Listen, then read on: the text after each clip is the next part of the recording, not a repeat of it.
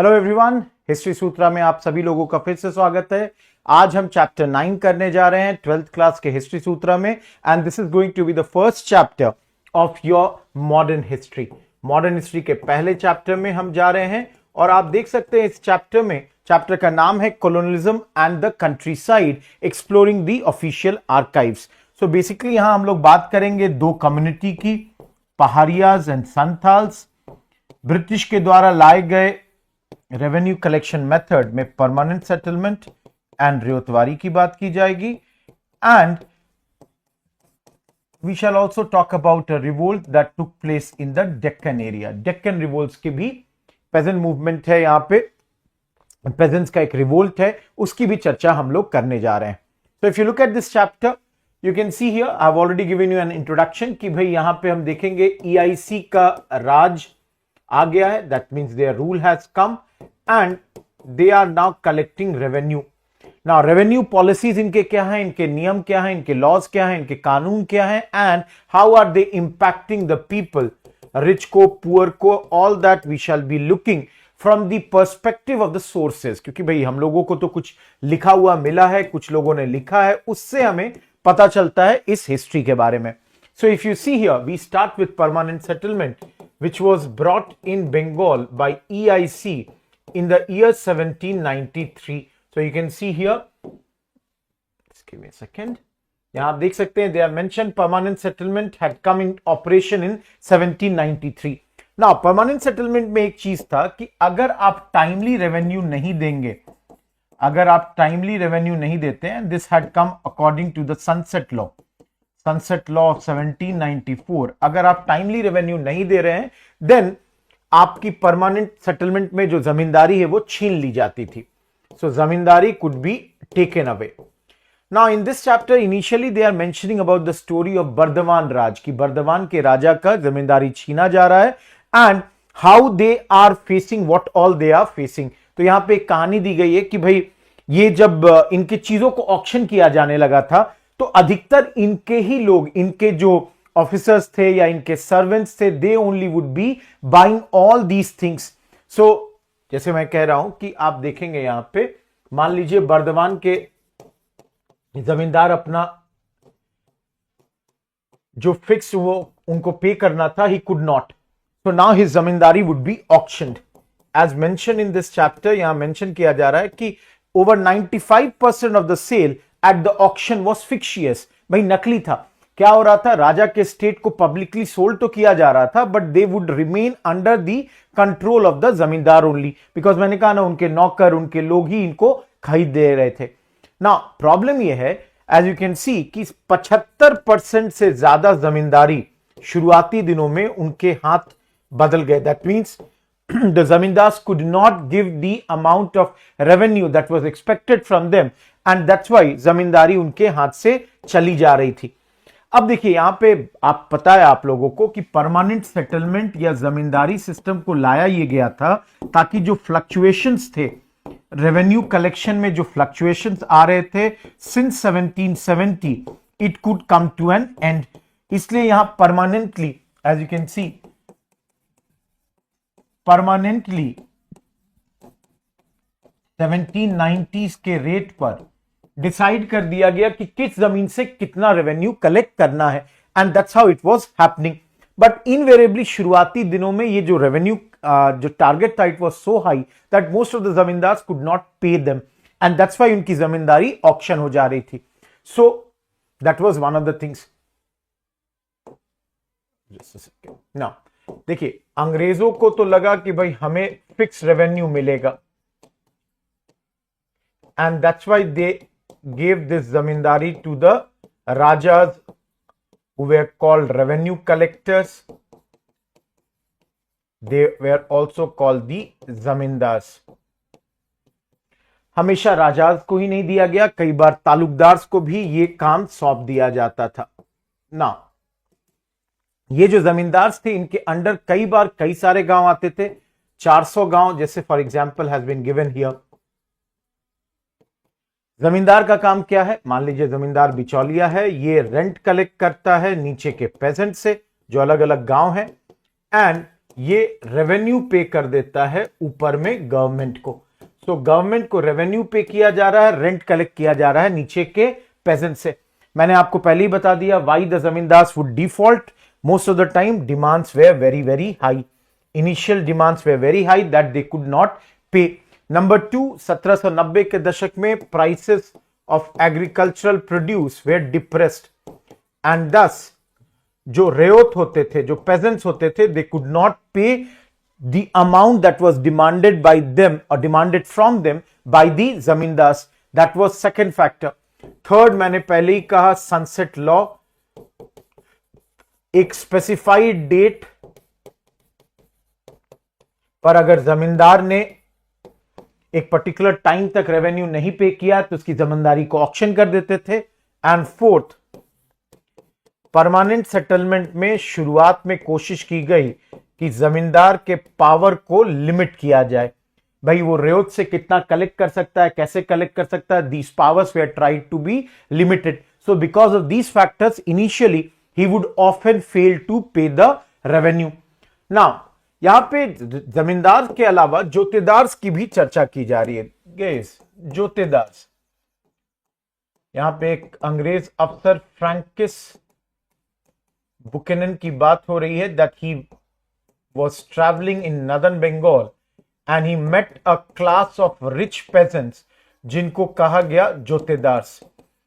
ये jotedars usually would have hundreds of acres of land and guys ये जो हैं जोतेदार खुद तो थोड़े बहुत जमीन पे काम करेंगे, मोस्ट ऑफ द टाइम ये अपनी जमीन दे देते थे शेयर क्रॉपर्स को।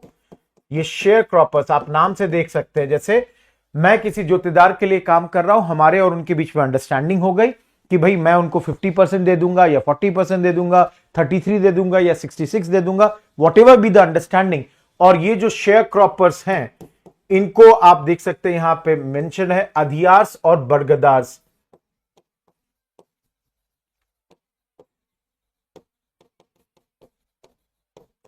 And most of the time ये हाफ से ज्यादा जो अपना कलेक्शन होता था या इनका जो उपज होती थी they would be giving it to the jotedars. So jotedars के लिए ये लोग काम करते थे ना। कई सारे गांवों में क्या होता था, जोतेदार्स का power would be more than zamindar, और इसका कारण ये था कि jotedar usually they would be staying in the village whereas zamindars they would be not staying in the village.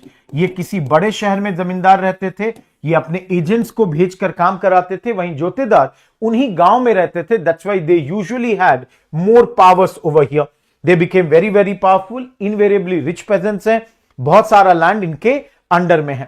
Now if we move ahead, you can see एक यहां पे आपका ड्राइंग दिया हुआ है how this relation is there. So at the top you have company, देख सकते हैं कंपनी को रेवेन्यू कौन देती है, जमींदार। जमींदार के पास हंड्रेड्स ऑफ विलेज हो सकते हैं, 400 विलेज जैसे हमने एक एग्जांपल देखा। जमींदार को देता है रेंट आपका रेयोत, और रेयोत के नीचे भी है अंडर रेयोत। ये under ryot also serve the jotedars who would be, जो हमने पहले ही कहा, rich ryot. So you can see everyone, these jotedars would give loans to the other ryots, would sell their produce, and इनका भी रिलेशन इन रेयोट्स के साथ you can see is both the sides. यहां पे इनके प्रोडक्ट को सेल भी कर रहा है और इनको लोन भी दे रहा है रेयोत को जोतेदार। और जोतेदार के अंडर में भी अंडर रेयोट्स हैं, जो हमने अभी बात की, भाई शेयर क्रॉपर्स हो सकते हैं लाइक बरगदार और अधियार्स। तो ये आपका इमेज दिया गया है इस बुक में ना।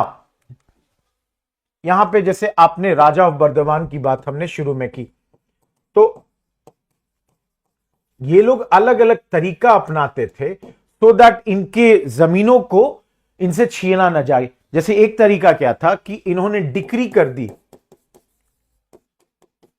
और थ्रू द ट्रांसफर अपनी प्रॉपर्टी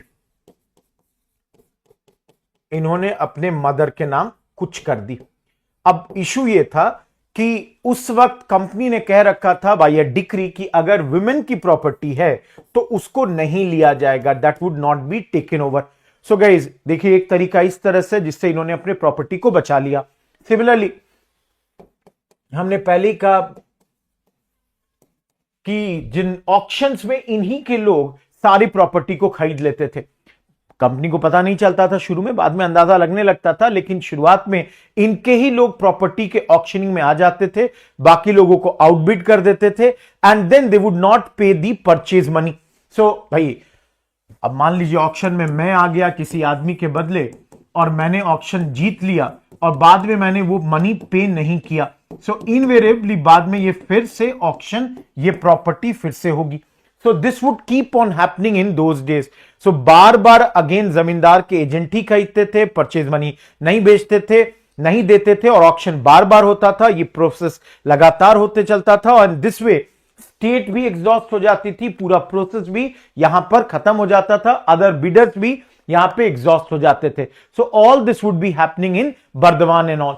नाउ आप देख सकते हैं यहां लिखा हुआ है 1793 से 1801 के बीच में 4 बड़े जमींदारों की प्रॉपर्टी जो ऑक्शन हुई उसमें 30 लाख आया, जिसमें 15% जो सेल्स थे they were all fictitious.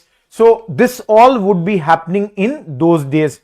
We don't have to get into this, but then these were happening. Other than that guys, ये और भी क्या होता था कि अगर बाहर का कोई आदमी जमींदार की प्रॉपर्टी को लेने आए तो जमींदार यहां पे अपने लठियाल के द्वारा, लठियाल मतलब लाठी विल्डिंग वाले जो लोग, थोड़े मजबूत किस्म के आदमी जिनके पास लाठी हो और जो जमींदार के लिए काम करते हो, ये अटैक कर देंगे इन एजेंट्स को। सो all this would be happening in those days. आगे बढ़ते, फिफ्थ रिपोर्ट है। ये एक फिफ्थ रिपोर्ट की बात कर रहे हैं कि 1813 में एक रिपोर्ट सबमिट की गई ईस्ट इंडिया कंपनी के एडमिनिस्ट्रेशन और एक्टिविटीज पे। ये पार्लियामेंट ऑफ ब्रिटेन में सबमिट की गई। 1002 पेज का ये डॉक्यूमेंट था, जिसमें 800 पन्ने में they only told about the petitions of zamindars, ryot, report of collector from different district, statistical table on revenue return and notes on the revenue and judicial administration of Bengal and Madras, which were written by present day, मतलब आज के present day Tamil Nadu वाला area, और वहां पे officials के द्वारा लिखा गया। अब समझिएगा, देखिए ईस्ट इंडिया कंपनी को आप सभी को पता है कि उनको मोनोपोली मिल रखी है। Only East India Company had the power to do business in India, but London में, ब्रिटेन में ऐसे कई लोग थे जो चाहते थे कि भाई ईस्ट इंडिया कंपनी के अलावा वो भी जाकर इंडिया में बिजनेस करें। That is why East India Company के मोनोपोली को they would be targeting, they would be opposing this monopoly, they would be opposing this monopoly, and that's why guys वो लोग भी चाहते थे इंडिया चाइना में they all could come. So they would invariably keep on talking about कि company कितने खराब ढंग से यहां पे शासन कर रही है, कंपनी का यहां मिसरूल चल रहा है, कंपनी का माल एडमिनिस्ट्रेशन चल रहा है, and that's why everyone later on you will see the Charter Act of 1813 would open the India को ओपन किया जाएगा ईस्ट इंडिया कंपनी के अलावा बाकी कंपनीज के लिए। सिर्फ चाय और चीनी का ट्रेड रोक दिया गया, बाकी सब चीज ओपन कर दिया गया था apart from east India company, other groups के लिए भी। So that is being talked about. अब यहां पे राजमहल डिस्ट्रिक्ट की बात की जा रही है। 2 डिस्ट्रिक्ट्स की बात करेंगे यहां पे, एक तो राजमहल। सो गाइस अगेन बुकनन की बात हो रही है कि बुकनन राजमहल के एरिया में जब ट्रैवल करता है, then he finds that everybody is suspicious of him.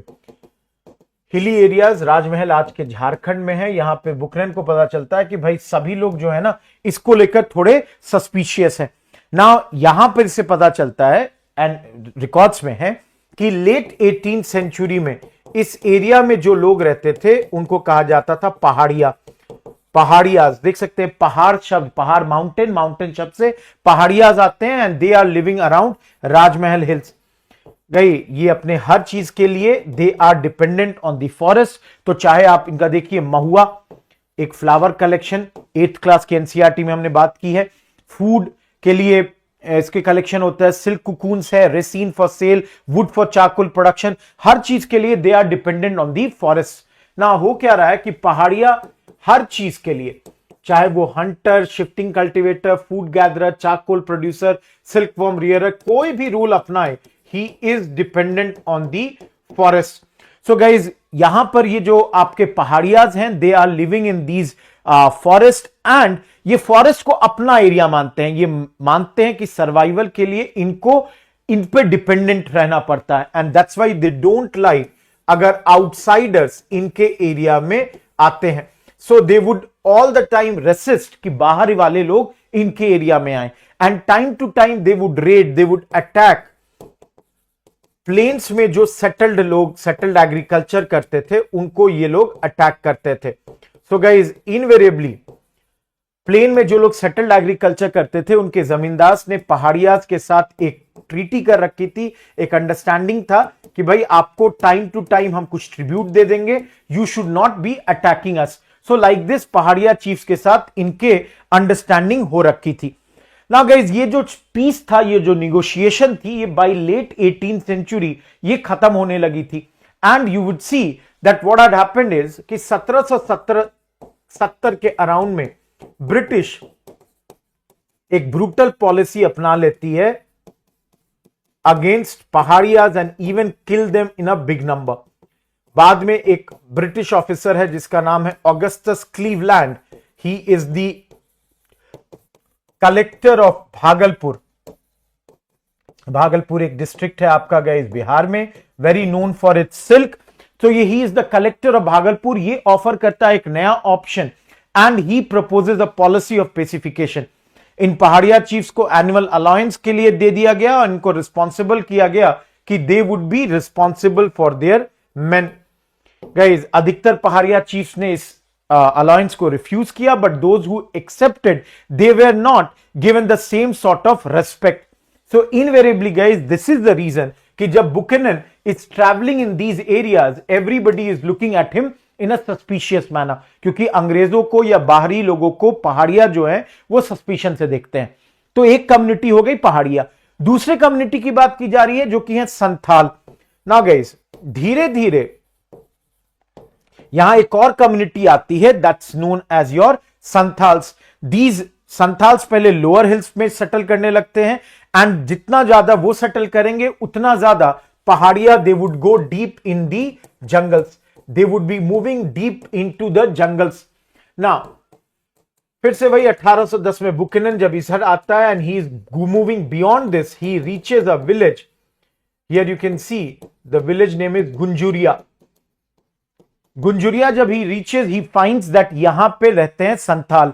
Soil rocky है, soil is not that I would say very I would say fertile, but then he had और he finds out कि यहां पर there is a very fine quality of tobacco that is being grown, mustard that is being grown, and he understands that all this has been done by Santhals. So Santhal जो यहां पर हैं, they had been settled in these areas. ये area आपका जंगल महल, आज के आपके बंगाल के एरिया में, गाइस जंगल महल के एरियाज में ये जो संथाल्स आपके बसे हुए हैं, दे वेयर बेसिकली बिकॉज पहाड़िया लोगों ने रिफ्यूज कर दिया था कि भाई हम फॉरेस्ट नहीं काटेंगे, हम प्लाउइंग नहीं करेंगे, and they continue to be creating issues. वहीं पे आपके संथाल्स जो हैं, they were persuaded, they were gentle, they were people who were ready to do ploughing, they were ready to clear forest, and that's why guys Rajmahal के आसपास 1832 के area में time में एक बहुत सारे एरिया को दमीन एक को का दर्जा दे दिया गया। This was declared as the land of the Santhals. और धीरे धीरे ये जो दमीने को है ये बढ़ने लगा। शुरू में 40 संथाल विलेज थे 1838 में। It is mention that by 1851 there were 1473 villages. Population भी इनकी बढ़ने लगी, 3000 से ये 82,000 लोग यहां पर बस गए हैं। तो Santhals have started to get themselves in this place. Now जितने ज्यादा ये बढ़ते जाएंगे उतना ज्यादा पहाड़िया लोग जो हैं वो deeper and deeper into the hills जाने लगेंगे। नाउ गाइस यहां पे सिद्धो कान्हू जो दो महान लीडर्स हैं संथाल रेबेलियन के, उनमें से सिद्धो कान्हू में से जो सिद्धू मुर्मू मांझी हैं, उनका पिक्चर यहां दिया गया है। ही is the leader of the Santhal rebellion. तो आप देख सकते हैं होता क्या है कि स्लोली एंड स्लोली संथाल्स को भी लगने लगता है कि भाई उनके हाथ से एग्रीकल्चर बाहर जा रही है, हाथों से निकल रही है, और दिकू मतलब आउटसाइडर्स, ये आउटसाइडर्स जो हैं जिनको आप मनी लेंडर्स भी कह सकते हैं, they are taking over their land. ये हाई रेट्स चार्ज करते हैं, एंड जब पैसा नहीं लौटाया जाएगा तो लैंड को ये लोग ले रहे हैं। एंड दिस तरह दमीन वाले एरिया में धीरे धीरे आपका नंबर बढ़ते जा रहा है इन आउटसाइडर्स का। This leads to the Santhal uprising जो 1855-56 में होता है। So here in these areas आपका ये रिवोल्ट हम लोग बाद में पढ़ेंगे under the tribal revolts. Guys यहीं पे संथाल परगना बाद में क्रिएट किया गया after the Santhal revolt. Bhagalpur और बीरभूम के एरिया से निकालकर यहां पे आपका संथाल परगना नाम का डिस्ट्रिक्ट बनाया गया। Again in tribal revolts we will study, यहां पे स्पेशल लॉज भी क्रिएट किए गए इनके लिए। Lastly guys a revolt in the country side the Bombay Deccan. अब ये आप आ जाइए यहां पे, अब हम लोग आ गए डेक्कन के एरिया में, पूना के एरिया में एक रिवोल्ट देखना है। सो नाउ यहां पे क्या हो रहा है गाइस कि भाई 19वीं शताब्दी में कई सारे रिवोल्ट्स हैं, उसमें एक है आपका डेक्कन के एरिया का ये रिवोल्ट अराउंड हो रहा है 12 मई 1875। तो आप याद रखेंगे 1875 में अराउंड पूना डेक्कन एरिया में ये रिवोल्ट हो रहा है। बाद में पूना से this went to Ahmednagar and guys बाद में इधर से और आपका ये केप्ट ऑन एक्सपैंडिंग एवरीवेयर। हर जगह कोशिश ये की गई, जो पेजेंट्स इस रिवोल्ट में शामिल हो रहे हैं, they are trying to attack the साहूकार। साहूकार मतलब मनी लेंडर पे हमला करते थे। They would be then burning the account books and they would also be burning the debt bonds. तो इनवेरिएबली गाइस इन फार्मर्स के अटैक के कारण साहूकार जो थे इन गांव को छोड़कर भागने लगे। So now please understand why did this revolt happen. देखिए just give me a second guys, यहां पर इन एरियाज में एक नया सिस्टम लाया गया विच वाज रेवतवारी सेटलमेंट। रेवतवारी सिस्टम यहां पर लाया गया। इसमें लैंड से जो रेवेन्यू कलेक्शन था केप्ट ऑन गेटिंग रिवाइज्ड। हर 30 सालों पर revenue based on survey would be increased, जो चीज परमानेंट सेटलमेंट में नहीं थी। तो यहां पे रेवेन्यू वाज नॉट परमानेंट। ये चीजें 1820 में हुई, यहां पे नाम नहीं मेंशन्ड है, बट यहां पर आपको बता देता हूं, ये मुनरो, थॉमस मुनरो नाम के मद्रास के गवर्नर थे, उन्होंने इसको बड़े पैमाने पे इस वक्त इंट्रोड्यूस किया था and that was also brought in this area. ना यहां पे क्या हो रहा है गाइस, ये पूरा जो हम डेक्कन रिवोल्ट की बात कर रहे हैं, this is related to cotton. अब कॉटन के कारण क्यों हो रहा है इसको समझिएगा गाइस। कॉटन का सप्लाई होता था आपके ब्रिटेन में फ्रॉम यूएसए। नाउ 1860s में यूएसए में शुरू हो गया सिविल वॉर, जिसके कारण कॉटन का सप्लाई यहां से रुक गया। सो इनवेरिएबली व्हाट हैपेंड इज कि ब्रिटेन की कई सारे कंपनी, जैसे मैनचेस्टर कॉटन कंपनी 1859 में बनी थी, 1857 में कॉटन सप्लाई एसोसिएशन थी, ये लोग जहां से भी हो सकता था दे वर ट्राइंग टू इनकरेज कि कॉटन आए आपका ब्रिटेन में। Manchester required a lot of cotton उनके इंडस्ट्रियल रिवॉल्यूशन के लिए। सो इंडिया से जब यहां से इनका सप्लाई घटा, then they started to ask for more and more cotton from India. अब मान लीजिए उस वक्त आप एग्रीकल्चर कर रहे हो या मैं कर रहा हूं, फार्मिंग कर रहा हूं, हम लोगों के पास क्या है कि भाई आ रहा है लगातार कि भाई ज्यादा से ज्यादा कॉटन ग्रो करिए। एंड गाइस इसके लिए they were ready to give us advance 100 रुपया। उस जमाने में 100 रुपया वाज अ बिग सम, तो दे would be giving a lot of advance for this. आप देख सकते हैं यहां लिखा हुआ है क्लियरली 1861 में American civil war, and that's why America से जो 2 लाख बेल्स का सप्लाई होता था वो गिर के 55,000 बेल हो गया था 1862 में।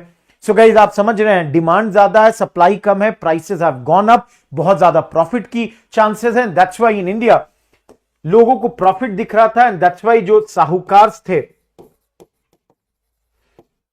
दे gave a lot of credit to rural money lenders कि भाई आप जाइए और इन कॉटन को आप प्रोक्योर करिए।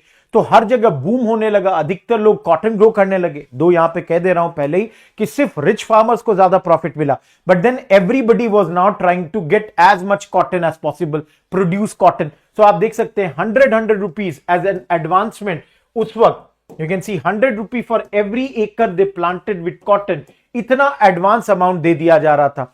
एंड गाइस दिस इसी कारण से you can see between 1860 and 64 cotton growing areas को डबल कर दिया गया 1862 में। 90% कॉटन जो था that was going in Britain started to come from India. तो समझिए प्राइसेस ऊपर चले गए हैं, लोगों को बहुत प्रॉफिट दिख रहा है। But then what happened is कि भाई अमेरिकन सिविल वॉर रुक गया। अमेरिकन सिविल वॉर के रुकने से क्या हो गया, जैसे ही अमेरिकन सिविल वॉर 1865 के अराउंड में रुकता है, इनवेरिएबली सप्लाई वहां से रिवाइव हो गई। सप्लाई रिवाइव होते ही इंडिया से जो कॉटन का डिमांड है दैट वेंट डाउन। अब जो आपको पहले साहूकार 100 रुपया देने के लिए तैयार था, वो आपको 1 रुपया नहीं देने के लिए तैयार है। एंड इंस्टेड वो अपना जो पुराना कर्जा है, जो भी उसने लोन दे रखा होगा, ही इज डिमांडिंग कि भाई वो वापस करिए। दे आर आस्किंग भाई वो सारे जो आपको हमने कर्जे दे रखे हैं that should be return. So guys आप समझ सकते हैं कि यहां पे मनी लेंडर के इस बिहेवियर से दे वेर जो फार्मर्स हैं, जो पेजेंट्स हैं, they were very much worried, they were very angry, because guys उनको लगा कि मनी लेंडर्स उनके प्रॉब्लम को समझने के लिए बिल्कुल भी तैयार नहीं है। They are not ready. And you can understand guys कि भाई मनी लेंडर्स अपना पैसा मांग रहे हैं, एंड दैट्स वाई गाइज यहां पे मनी लेंडर्स पे अटैक होना शुरू हो गया। different areas, the farmers, the peasants, they started to attack these money lenders. guys बाद में डेक्कन राइट्स कमीशन भी बनी, वहां पे उनको पता चला कि भाई बहुत गलत ये मनी लेंडर्स कर रहे थे। 100 रुपया अगर लोन दिया था तो 2000 रुपया इंटरेस्ट भी कई जगह हो जाते थे। सो इनवेरिएबली गाइज आप समझ सकते हैं जो फार्मर्स हैं, जो पेजेंट्स हैं, जो रेयोट्स हैं, they are looking at these money lenders as deceitful and as devious. Now guys, यहां पे एक अंग्रेजों का एक कानून था 1859 में, एक इन्होंने लिमिटेशन लॉ पास कर रखी थी। अंडर दिस लॉ सिर्फ 3 साल, गाइस समझिएगा, ओनली 3 इयर्स का वैलिडिटी रहता था for any loan that has been given by the money lender. तो यू कैन सी होता क्या था, जो लोन बॉन्ड साइन होता था मनी लेंडर और रेयोत में, उसकी वैलिडिटी सिर्फ 3 साल की होती थी। इससे क्या फायदा होता था कि over the time accumulation of interest खत्म हो जाए। नहीं तो मैंने आज 100 रुपया लिया, वो अगले साल और बढ़ा, हर साल बढ़ते गया। 3 साल का लिमिटेशन था। तो मनी लेंडर्स क्या करते थे, 3 साल के बाद नया एक पूरा खाता बना लेते थे, नया पूरा डॉक्यूमेंट्स बना लेते थे। इसीलिए शुरू में आपने देखा कि इस राइट्स में जो डेक्कन एरिया में हुआ, the people they are targeting these bonds. इन बॉन्ड्स को टारगेट किया गया, इनको जलाया गया, दे वे बर्न्ड। सो गाइस रेयोट्स ने बाद में डेक्कन राइट कमीशन को सारी चीजें बताई, and that's why these deeds, these bonds, they were symbols of operation at this point of time, and they wanted it to be burned. इसको खत्म करने की कोशिश हमारे पेजेंट्स ने उस वक्त की थी। गाइस डेक्कन राइट्स कमीशन का रिपोर्ट आया था 1878 में, ये ब्रिटिश पार्लियामेंट में आया था। एंड गाइज ये बहुत इंपॉर्टेंट सोर्स है मॉडर्न डे हिस्टोरियंस के लिए, उस जमाने के बारे में जानने के लिए। Of course we will study this later in a great detail. Guys आप देख सकते हैं टाइमलाइन, इस पूरे चैप्टर में जो टाइमलाइन, जो ईयर्स के बारे में मेंशन्ड है, that's given over here. Again guys I will repeat once again, whatever we are doing here in 15, 20, 25 minutes classes में, इसको बहुत एक्सटेंसिवली करेंगे, इस बात को हमेशा याद रखिएगा। This is merely an overview of the chapter. Invariably, we would learn a lot when we are there in the classes. That's all. Thank you. Goodbye.